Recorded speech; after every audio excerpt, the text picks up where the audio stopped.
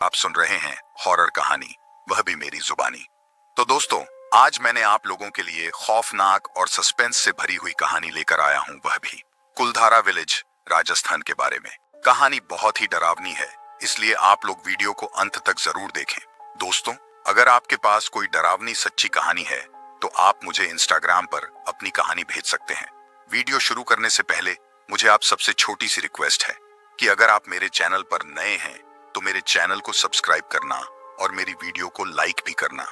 और दोस्तों, कमेंट करके हमें जरूर बताना कि हमारी कहानी आपको कैसी लगी, और आप अपना नाम भी लिखना और ये भी बताना कि आप किस शहर से मेरी वीडियो को देख रहे हो।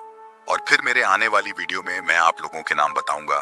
तो चलिए दोस्तों, बिना समय बर्बाद किए कहानी शुरू करते हैं। मैंने हमेशा डरावनी कहानियों को मात्र कहानी मानकर ही पढ़ा था, लेकिन जब मैंने खुद कुलधारा गांव का अनुभव किया तो मुझे एहसास हुआ कि कुछ कहानियां सच्ची भी हो सकती हैं। मेरा नाम अर्जुन है और मैं एक फिल्म निर्देशक हूं। इस बार हमारी फिल्म का विषय था कुलधारा गांव, राजस्थान का वो भूतिया गांव जिसे सदियों पहले रातों रात लोगों ने छोड़ डीडीएच दिया था। हमारी टीम में मेरे साथ मेरी सहायक निदेशक साक्षी, कैमरामैन राहुल और साउंड इंजीनियर आकाश थे। हम जयपुर से कार में कुलधारा की ओर निकले। गांव तक पहुंचते पहुंचते रात के 10 बज चुके थे।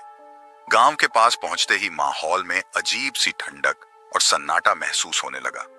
ये जगह किसी भी सामान्य गांव जैसी नहीं लग रही थी। गांव के मुख्य द्वार पर एक टूटा हुआ पत्थर का स्तंभ था जिस पर कुछ उकेरा हुआ था। अंधेरे में हम ठीक से देख नहीं पा रहे थे, इसलिए हमने अपने मोबाइल की टॉर्च का इस्तेमाल किया। उस पत्थर पर लिखा था, जो भी यहां आएगा वह वापस नहीं जाएगा। साक्षी ने एक डर भरी आवाज में कहा, अर्जुन, मुझे यह सही नहीं लग रहा, हमें वापस चलना चाहिए। मैंने उसे शांत करते हुए कहा, यह सिर्फ एक कहानी है और हम यहां रिसर्च करने आए हैं, चलो अंदर चलते हैं। हम गांव के अंदर गए। चारों तरफ सिर्फ खंडहर और टूटे फूटे घर थे। हमने सबसे पहले गांव के मुख्य चौक पर डेरा डाला। राहुल और आकाश ने कैमरा सेट किया और हम गांव का अन्वेषण करने लगे। गांव की गलियों में चलते चलते हमें ऐसा लगने लगा कि कोई हमें देख रहा है। हम चारों ओर देख रहे थे, लेकिन कहीं भी कोई इंसान नहीं था। रात के लगभग 12 बज चुके थे जब हमने गांव के सबसे पुराने और बड्ढे घर की तरफ कदम बढ़ाया। कहते हैं यह घर गांव के मुखिया का था। घर के अंदर घुसते ही हमारे कदम ठिठक गए। अंदर की दीवारों पर अजीब अजीब चित्र बने हुए थे। कुछ चित्रों में लोगों को दर्द से तड़पते हुए दिखाया गया था। साक्षी ने कहा, यहां कुछ अजीब है, मुझे यह जगह बिल्कुल भी सही नहीं लग रही। मैंने उसे हिम्मत दिलाते हुए कहा, साक्षी, हमें सिर्फ कुछ घंटे और यहां रहना है। हम यह सब कैमरे में कैद करेंगे और फिर वापस चलेंगे। हमने घर की ऊपरी मंजिल पर जाने का फैसला किया। सीढ़ियां बेहद पुरानी और कमजोर थीं, लेकिन हम किसी तरह ऊपर पहुंचे। ऊपर पहुंचते ही अचानक से एक दरवाजा अपने आप खुल गया। हम सब सन्न रह गए। मैंने दरवाजे के अंदर झांका, वहां कुछ नहीं था, लेकिन तभी राहुल ने चिल्लाते हुए कहा, यह क्या है, यहां से जल्दी निकलो। हम सबने राहुल की तरफ देखा। उसके चेहरे पर सफेदी छा गई थी और वह कांप रहा था। उसने कांपते हुए उंगली से एक तरफ इशारा किया। हम सबने देखा, वहां एक औरत का साया था। उसका चेहरा नहीं दिख रहा था, लेकिन उसकी आंखें हमें घूर रही थीं। साक्षी ने डरते हुए कहा, हमें यहां से तुरंत निकलना होगा, ये जगह भूतिया है। हम जल्दी जल्दी घर से बाहर निकले और वापस चौक की तरफ चल पड़े। लेकिन रास्ते में हमें महसूस हुआ कि हमसे कुछ गलत हो रहा है। हर दिशा में हमें वही साया दिखाई दे रहा था। हम जितना तेज भागने की कोशिश कर रहे थे, वह साया उतना ही करीब आता जा रहा था। हमने गांव के मुख्य द्वार तक पहुंचने की कोशिश की, लेकिन ऐसा लग रहा था कि गांव की गलियां हमें बार बार उसी जगह वापस ला रही हैं। आकाश ने चिल्लाते हुए कहा, यह क्या हो रहा है, हम यहां से बाहर क्यों नहीं निकल पा रहे। मैंने सभी को शांत रहने को कहा और एक दिशा में चलने की योजना बनाई। लेकिन जैसे ही हम चलने लगे, अचानक से हवा में अजीब सी आवाजें सुनाई देने लगीं। यह आवाजें लोगों के चीखने चिल्लाने की थीं, जैसे कि वे किसी भयानक दर्द में हों। हम सब हिम्मत हारने लगे थे। हमारी आखिरी उम्मीद थी कि किसी तरह सुबह हो जाए और हम यहां से बाहर निकल सकें। हमने एक पुराने मंदिर के पास बैठने का फैसला किया। मंदिर के अंदर हमने देखा कि वहां एक पुराना ग्रंथ रखा हुआ था। राहुल ने ग्रंथ को उठाया और खोलते ही उसने चिल्लाते हुए कहा, यह क्या है? ग्रंथ में लिखा था, यह गांव एक श्राप का शिकार है। जो भी यहाँ आता है वह इस श्राप का हिस्सा बन जाता है। यहाँ के लोग राजा के अत्याचार से परेशान होकर रातों रात गांव छोड़ोडा गए थे, लेकिन उन्होंने गांव को श्राप दिया कि यहाँ कोई नहीं बसेगा। हम सब एक दूसरे को देख रहे थे। हमें एहसास हुआ कि हमें यहां से बाहर निकलने का कोई रास्ता नहीं था। रात भर हम उसी मंदिर में बैठे रहे। सुबह की पहली किरण के साथ ही हमने महसूस किया कि सारा माहौल बदल गया था। हमें गांव के मुख्य द्वार का रास्ता साफ दिखाई दे रहा था। हमने बिना देरी किए वहां से निकलने का फैसला किया। गांव से बाहर निकलते ही हमें एक स्थानीय व्यक्ति मिला।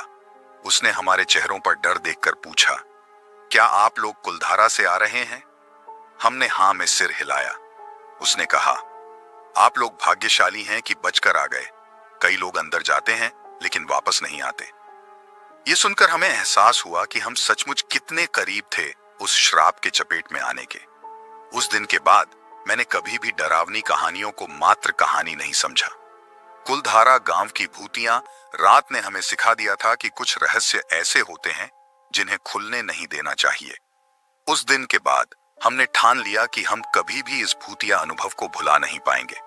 हम जयपुर वापस लौटे और हमने तय किया कि इस अनुभव को कैमरे में कैद करके दुनिया के सामने लाएंगे। हमारी टीम ने कुलधारा के बारे में पूरी जानकारी जुटानी शुरू कर दी। पुराने दस्तावेजों और स्थानीय निवासियों से हमें पता चला कि गांव के लोगों ने पालीवाल ब्राह्मणों के समाज का गठन किया था। वे बहुत ही समृद्ध और उन्नत थे, लेकिन उनके ऊपर सलम सिंह नाम के एक अमीर जमींदार की बुरी नजर पड़ गई थी। सलम सिंह की बुरी नजर गांव की सबसे खूबसूरत लड़की पर थी और उसने उसे पाने के लिए किसी भी हद तक जाने का मन बना लिया था। गांव वालों ने उस अत्याचारी से बचने के लिए एक रात अचानक गांव को छोड़ने का निर्णय लिया, लेकिन जाते जाते उन्होंने गांव को श्राप दिया कि यहां कोई भी बस नहीं पाएगा।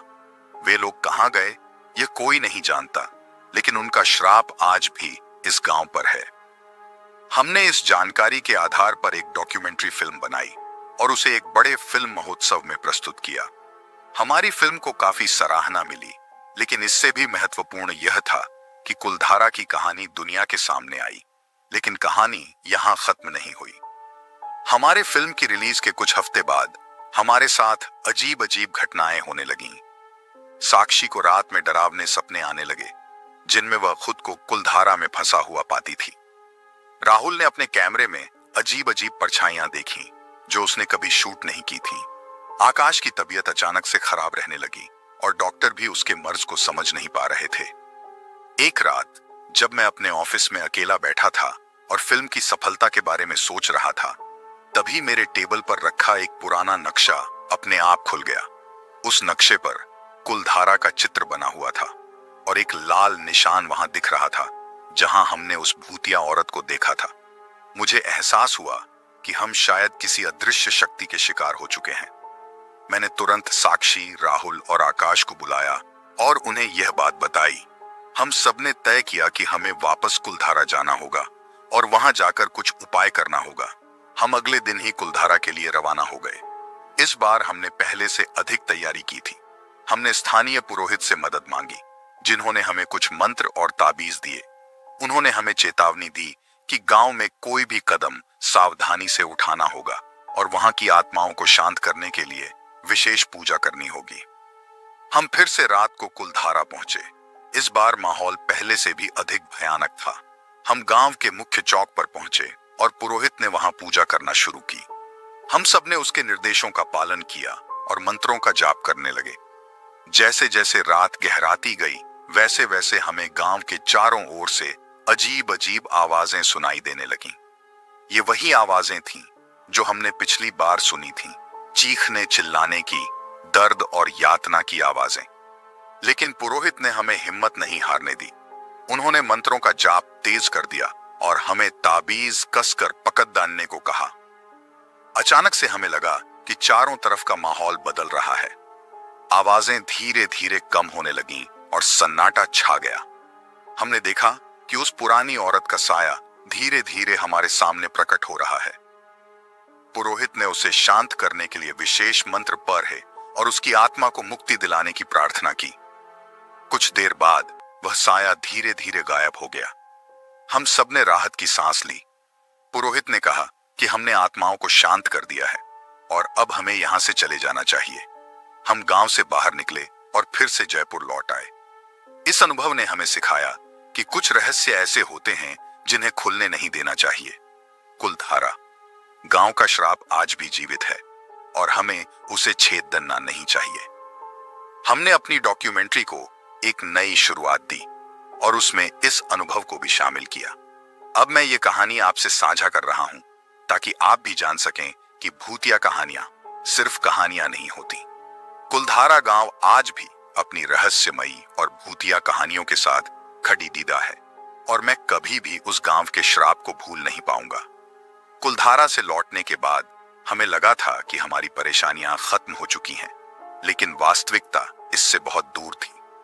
गांव की आत्माओं को शांत करने की कोशिश में हमने जो कदम उठाए थे वे हमारी मुसीबतों की शुरुआत मात्र थे। एक रात जब मैं अपने घर में आराम कर रहा था, तभी दरवाजे पर जोर से दस्तक हुई। दरवाजा खोलते ही मैंने साक्षी को घबराई हुई हालत में पाया। उसके चेहरे पर चिंता और डर साफ झलक रहा था। अर्जुन, मुझे लगता है कि हमने कुछ गलत किया है, उसने कांपते हुए कहा। मैंने उसे अंदर बुलाया और उसे शांत करने की कोशिश की। उसने बताया कि उसे अब भी रात में वही डरावने सपने आते हैं। उसने कहा, मैंने गांव की आत्माओं को देखा है, वे अब भी हमें छोड़ने को तैयार नहीं है। राहुल और आकाश भी जल्दी ही हमारे साथ जुड़ गए। उन्होंने भी बताया कि उनकी भी स्थितियां बेहतर नहीं हैं। राहुल ने अपने कैमरे में कुछ नए विचित्र चित्रों को देखा था जो उसने कभी रिकॉर्ड नहीं किए थे। आकाश की तबीयत और बिगड़ चुकी थी और डॉक्टरों ने उसे अस्पताल में भर्ती होने की सलाह दी थी। हम सबने मिलकर यह निर्णय लिया कि हमें एक बार फिर से कुलधारा जाना होगा और इस बार पूरी तैयारी के साथ। हमने इस बार स्थानीय विद्वानों और तांत्रिकों से सलाह ली। उन्होंने हमें बताया कि आत्माओं को स्थायी मुक्ति दिलाने के लिए एक विशेष अनुष्ठान करना होगा। हमने तैयारी शुरू की। हमारे पास विशेष मंत्र, पूजा सामग्री और आत्माओं को शांत करने के लिए आवश्यक वस्तुएं थीं। इस बार हम सिर्फ अपनी टीम के 4 सदस्य नहीं थे, बल्कि हमारे साथ कुछ स्थानीय विद्वान और तांत्रिक भी थे। रात के अंधेरे में हम कुलधारा पहुंचे। इस बार माहौल और भी अधिक भयानक था। गांव में प्रवेश करते ही हमें ऐसा महसूस हुआ जैसे हमारे कदम भारी हो गए हों।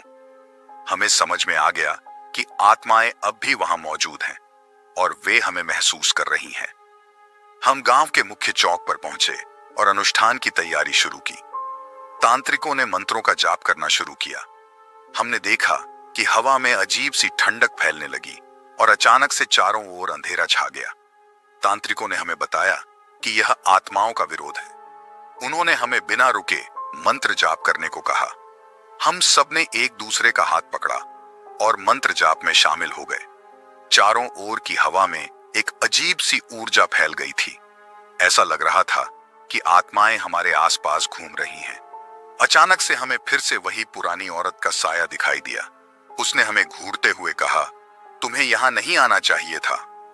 तांत्रिकों ने उसे शांत करने के लिए अपने मंत्रों का जाप और तेज कर दिया, लेकिन इस बार यह इतना आसान नहीं था। उस साये ने हमारे चारों ओर घूमना शुरू कर दिया। हम सभी डर के मारे कांप रहे थे, लेकिन तांत्रिकों ने हमें हिम्मत दिलाई और अपने मंत्रों का जाप जारी रखा। धीरे धीरे हमने देखा कि साये की शक्ति कम हो रही है। तांत्रिकों ने बताया कि आत्माओं को शांति मिलने लगी है। उन्होंने हमें बताया कि हमें एक विशेष पूजा करनी होगी जिसमें आत्माओं की मुक्ति के लिए प्रार्थना की जाएगी। हमने मंदिर के पास एक विशेष पूजा की तैयारी की। यह वही मंदिर था जहां हमने पहले तांत्रिक अनुष्ठान किया था। हम सभी ने मिलकर पूजा की और आत्माओं की मुक्ति के लिए प्रार्थना की। पूजा खत्म होते ही हमने देखा कि गांव में चारों ओर की ऊर्जा बदल गई थी। हवा में शांति थी और हमें ऐसा महसूस हुआ कि आत्माएं अब मुक्त हो चुकी हैं। तांत्रिकों ने हमें बताया कि हमने सफलतापूर्वक आत्माओं को शांति दिलाई है और अब हमें यहां से तुरंत निकल जाना चाहिए। हमने गांव से बाहर निकलते ही महसूस किया कि अब हमारे चारों ओर एक नई ऊर्जा थी। हम सब ने राहत की सांस ली और जयपुर वापस लौट आए। हमारी यह यात्रा भले ही खतरों से भरी थी, लेकिन इससे हमें यह सीखने को मिला कि हमें हमेशा रहस्यमयी शक्तियों का सम्मान करना चाहिए। कुलधारा का अनुभव हमें हमेशा याद रहेगा और हमने यह ठान लिया कि अब हम किसी भी रहस्यमयी जगह की खोज में नहीं जाएंगे। कुछ महीने बाद हमारे साथ अजीब घटनाएं बंद हो गईं और हम सबकी जिंदगी फिर से सामान्य हो गई। हमने अपने अनुभवों को एक किताब में भी दर्ज किया ताकि दुनिया जान सके कि कुलधारा का श्राप कितना सच्चा और भयानक था। हमारी फिल्म कुलधारा अभिशप्त गांव एक बड़ी सफलता बन गई और हमें कई पुरस्कार मिले, लेकिन हमारे लिए सबसे बड़ी जीत यह थी कि हमने उस श्रापित गांव की आत्माओं को शांति दिलाई। आज भी जब मैं अकेले में कुलधारा के बारे में सोचता हूं तो मुझे वह पुरानी औरत और उसके श्राप की याद आती है। यह अनुभव मेरे दिलो दिमाग में हमेशा के लिए बस गया है। कुलधारा गांव की भूतिया कहानी अब मेरी अपनी कहानी बन चुकी है। मैं एक पत्रकार हूं और हमेशा नई कहानियों की तलाश में रहता हूं। एक दिन मुझे कुलधारा गांव के बारे में सुनने को मिला। राजस्थान के जैसलमेर के पास स्थित यह गांव अपनी रहस्यमयी और डरावनी कहानियों के लिए प्रसिद्ध है। कहते हैं कि इस गांव को एक ही रात में इसके सभी निवासियों ने छोड़ दिया था और तब से यह गांव वीरान पड़ा है। मैंने फैसला किया कि मैं इस गांव का दौरा करूंगा और इसके रहस्यों को उजागर करने की कोशिश करूंगा। जब मैं जैसलमेर पहुंचा तो वहां के लोगों ने मुझे कुलधारा के बारे में चेतावनी दी। उन्होंने बताया कि वहां जाने वाले कई लोग अजीब घटनाओं का शिकार हो चुके हैं, परंतु मैं अपने काम के प्रति समर्पित था और किसी भी कीमत पर इस रहस्य का पता लगाना चाहता था। मैंने अपनी गाड़ी निकाली और कुलधारा की ओर बढ़ चला। शाम का समय हो चला था और सूरज धीरे धीरे ढलने लगा था। रास्ते में सुनसान और डरावने पेड़ों की छांव में चलते हुए मुझे एक अजीब सी सिहरन महसूस हो रही थी। अंततः मैं कुलधारा पहुंचा। गांव में प्रवेश करते ही एक अजीब सी ठंडक और एक रहस्यमय माहौल ने मुझे घेर लिया। गांव के टूटे फूटे घर और वीरान गलियां एक अजीब सी खामोशी का परिचय दे रहे थे। मैंने अपने कैमरे और टॉर्च को निकाला और गांव की तस्वीरें लेने लगा। कुछ देर बाद मुझे एक पुराने मंदिर के पास एक घर दिखाई दिया। मैंने सोचा कि शायद यहां मुझे कुछ सुराग मिल सके। मैंने दरवाजा खोला और अंदर प्रवेश किया। अंदर का दृश्य भयावह था। दीवारों पर अजीब अजीब चित्र बने हुए थे और फर्श पर राख फैली हुई थी। मुझे एक कोने में एक पुरानी किताब पड़ी दिखाई दी। किताब को खोलते ही एक तेज हवा का झोंका आया और टॉर्च की रोशनी मंद पड़ गई। मैंने किताब को उठाया और पढ़ने लगा। उसमें कुलधारा के निवासियों के दर्द और पीड़ा की कहानी लिखी हुई थी।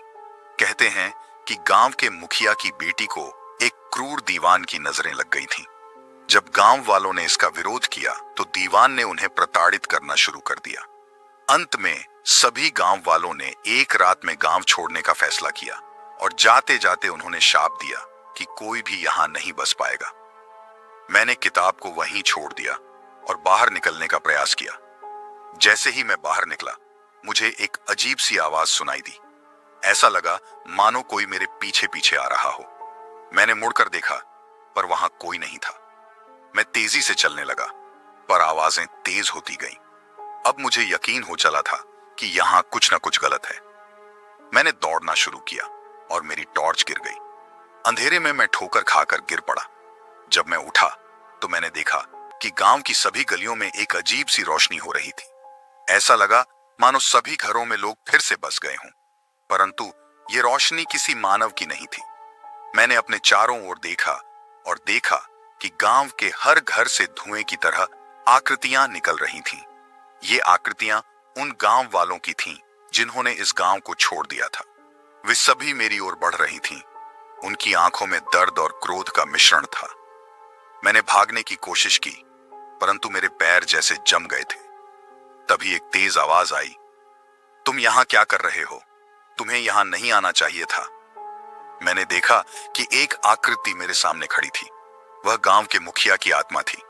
उसने मुझे चेतावनी दी कि यदि मैं यहां से नहीं गया तो मेरी भी वही दशा होगी जो उन गांव वालों की हुई थी। मैंने अपनी सारी हिम्मत जुटाई और वहां से भाग निकला। गांव के बाहर आते ही मुझे फिर से वही सिहरन महसूस हुई। मैंने अपनी गाड़ी में बैठकर तुरंत जैसलमेर की ओर रवाना हो गया। जब मैं जैसलमेर पहुंचा तो मैंने पीछे मुड़कर देखा। कुलधरा अब भी वैसे ही था, रहस्यमय और भयावह। मैंने इस अनुभव को कभी नहीं भुला पाया। आज भी जब मैं उस रात के बारे में सोचता हूं तो मेरी रूह कांप जाती है। कुलधरा का रहस्य शायद कभी सुलझ न पाए, परंतु वह रात मेरे लिए एक भयावह याद बनकर रह गई। वापस जैसलमेर पहुंचने पर मैंने चैन की सांस ली, लेकिन मेरी नींद उड़ चुकी थी। कुलधरा में बीती रात की घटनाएं मेरे मन मस्तिष्क पर छाई हुई थीं। मैंने तय किया कि इस घटना की पूरी सच्चाई का पता लगाकर ही चैन की सांस लूंगा। अगले दिन मैं स्थानीय लोगों से मिलने गया, खासकर उन बुजुर्गों से जो कुलधरा के बारे में अधिक जानते थे। वहां मुझे एक बूढ़े आदमी से मिलवाया गया जिनका नाम रामलाल था। उन्होंने कहा कि उनके पूर्वज कुलधारा के आसपास के इलाके में रहते थे और उन्होंने भी यह गांव छोड़ दिया था। रामलाल ने मुझे बताया कि दीवान सलीम सिंह की क्रूरता का सामना करने के बाद गांव वालों ने मिलकर एक अनुष्ठान किया था, जिसमें उन्होंने अपने गांव को शापित कर दिया था। यह शाप इतना शक्तिशाली था कि आज भी वहां कोई नहीं रह सकता।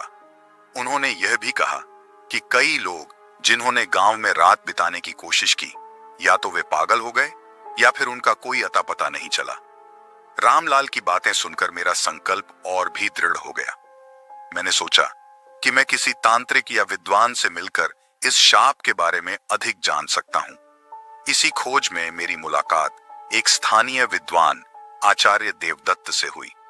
उन्होंने मुझे बताया कि इस प्रकार के शापित स्थानों को ठीक करने के लिए बहुत गहरी साधना और अनुष्ठान की आवश्यकता होती है।